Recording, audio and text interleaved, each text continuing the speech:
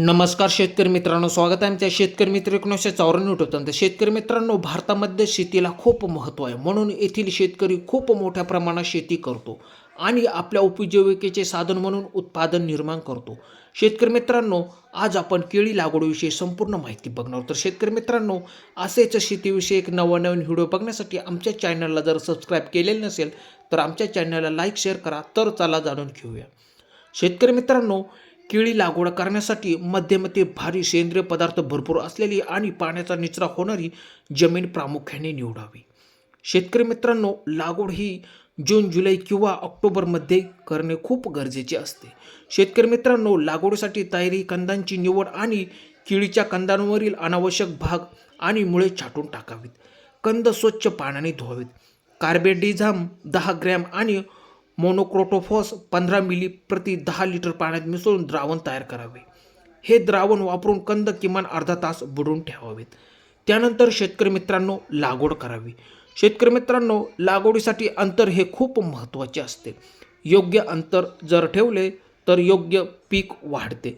त्यामुळे 6x6 किंवा 7x4 किंवा 5x5 यांसारख्या अंतरावर तुम्ही केळी लागवड करू शकता.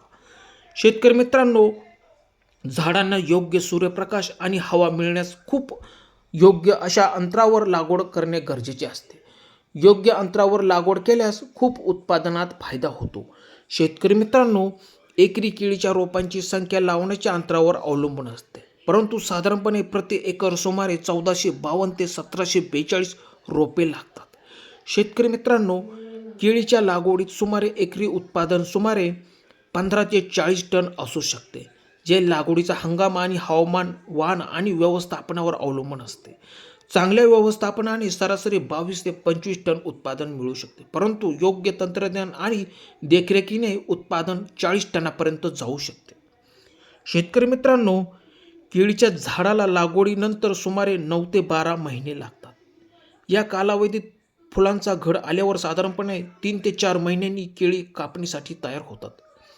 लागवडीचा काळ आणि हवामानानुसार या वेळेत थोडाफार फरक असू शकतो. शेतकरी मित्रांनो, केळी लागवडीसाठी योग्य पाणी व्यवस्थापन खूप महत्त्वाचे असते. पाणी व्यवस्थापन जर योग्य झाले तर झाडांची जोमाने वाढ होते. त्यामुळे पाणी व्यवस्थापनासाठी ठिबक सिंचन पद्धतीचा वापर करावा, जेणेकरून आपल्याला त्या ठिबक सिंचनाने योग्य पद्धतीने पाणी देता येईल आणि वेळोवेळी खते, औषधे त्या ठिबकद्वारे सोडण्यास मदत होईल. शेतकरी मित्रांनो, हे बाष्पीभवन कमी करते, पाण्याची बचत करते आणि झाडाला योग्य प्रमाणात पाणी मिळते. पाणी देण्याची गरज जमिनीचा प्रकार, हवामान आणि झाडाच्या वाढीच्या अवस्थेवर अवलंबून असते. शेतकरी मित्रांनो, उन्हाळ्यात एप्रिल आणि मे महिन्यात कांदेबाग केळीला दररोज प्रति 10 लिटर ते 14 लिटर पाणी द्यावे लागते. शेतकरी मित्रांनो, हे बघा, तुम्ही बघू शकता कशा प्रकारे केळीची ही बाग लागवड योग्य अंतरावर केलेली तुम्ही बघू शकता. शेतकरी मित्रांनो, असेच शेतीविषयक नवनवीन व्हिडिओ बघण्यासाठी आमच्या चॅनलला जर सबस्क्राईब केलेलं नसेल तर चॅनलला सबस्क्राईब करा. धन्यवाद शेतकरी मित्रांनो.